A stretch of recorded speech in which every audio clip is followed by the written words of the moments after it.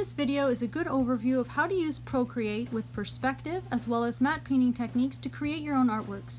Hopefully you can create an even better artwork than this by using digital painting and photos together, as well as the perspective tool found in Procreate to help you create proper perspective. You can create cities and other things with perspective to help the lines all match up to a vanishing point and create the illusion of depth. Have fun! In this screen recording, I show how to use the perspective tool. Tap the wrench, then canvas, then tap Edit Perspective Guide under Perspective Tool. Tap a place to put the vanishing point. You can move it around from there and adjust. Make sure the layer you're on is on assisted mode. Then everything you draw will be forced into the correct perspective. In order to erase and draw curved lines, turn the assisted mode off on that particular layer. While it's on, all your lines will converge to the vanishing point you've pre-selected. Everything will match up with this vanishing point in the horizon line. When it's not selected, you can finally draw curved shapes. Use a combination of having the drawing guide on and off to do an initial sketch or rough copy. I advise after you've done your initial rough copy and sketch, you don't use the guide turned on, but have it overlaid visually to help you draw lines converging to the correct perspective. Here I created a science fiction or fantasy city that is more modern city based, using several shapes and a rough design. I did an initial thumbnail sketch in a sketchbook before I actually started doing the digital painting and thought about what I wanted to do for the city. Before this stage, I gathered reference and looked at real cities, and I went to free websites to gather photos I was allowed to use, so public domain images. Pexels.com, Pixabay, openphoto.net are 3 examples. You can also use photos you take yourself with no worry about copyright. I did the initial sketch with the perspective guide on, as shown in the previous section, and I turned the guide off and on during different stages of this. You can't see it here because it's not the screen recording version, but the time-lapse. But I did have the perspective guide turned on, so those semi-see-through turquoise lines and the horizon line. I could still see what the perspective was supposed to be, so for anything I painted outside of the drawing guide being on, I still had a sort of guideline over everything to help follow. I worked out the basic blocks and shapes, the basic overall shading, and all the forms and line art I wanted to work with before I put in any texture, except as you saw, I put some matte painting in the background. So I did some of the faraway buildings and cityscapes using these public domain images I'd previously gathered. So pictures of cities that people allowed to be used copyright free. At this stage, I'm basically working in grayscale, although I didn't work in pure grayscale, but I worked mostly in grays until I started worrying about color. I put a photograph of a sunset in the background, and then I knew I wanted to have everything in that lighting. I also did a layer on top of everything else with a bright yellow, with the opacity of that layer turned very low, which I turn off and on during the process. This top layer unifies the lighting of the entire picture, and as you can see, I'm cutting out parts of different photographs and fitting them in. I used parts of the CN Tower on my tower. I used various houses and buildings from different cities. Later I'll also use textured brushes and specialized things like that to help add additional texture in.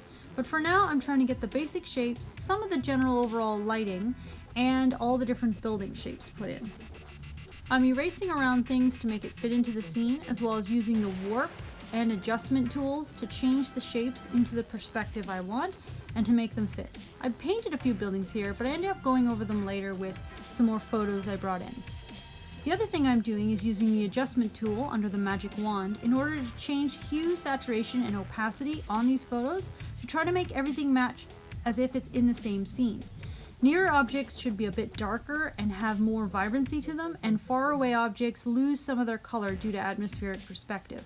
I also do overlays with another layer on top of everything for highlights, doing a lot of the yellowish sky tone in it. I have a separate layer I'm painting on here to get things that are gold. So I decided to make some of the domes and objects in this city actual gold or gold plated, so I used my previously designed gold color palette and painted them in as if they were gold. It's also a good idea to have various specialized brushes to add texture and form into things, and use brushes you feel comfortable with to get different effects. But in this case I am also striving for a certain amount of realism in the scene, so it's more realistic and less stylized. Remember that you can warp in 3 dimensions using the warp transform tool, and make sure reflections on things match your background rather than the original thing from the photograph. Another important tip is to make sure that the lighting matches on everything. Here I'm using a multiply shadow layer to ensure the shadows on everything follow the correct perspective as well as go in the right direction. I'm trying to make things the same level of darkness and put the shadows all in the right place. This ended up taking a bit of time as I had to put shadows on the backs of buildings that were actually lit from that side and adjust everything.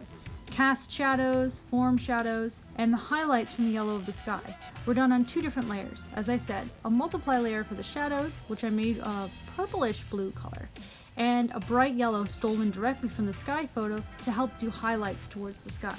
Sometimes I would turn the top yellow adjustment layers off, the one with the yellow highlights as well as the one that overlaid everything, in order to see what I was doing better, even though I intended to turn them back on later. Don't be afraid to temporarily turn layers off, but now and then turn them back on to see how the finalized picture is looking. I added in railings and sidings. I made sure I had final details and everything put in at this stage, and I went through the trouble of putting the lines on the road. I used a textured brush to add these in so they looked like they were painted on cement.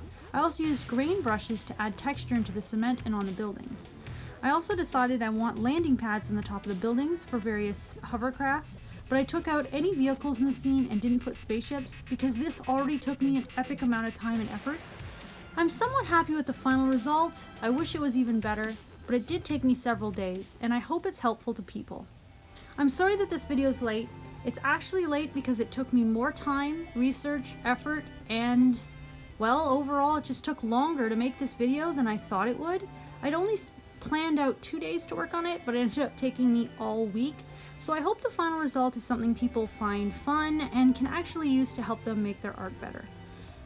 Well, as I said, and less delayed, I hope people look forward to future videos. I'm hoping to do one that's more fantasy themed and fun and maybe less tutorial next week.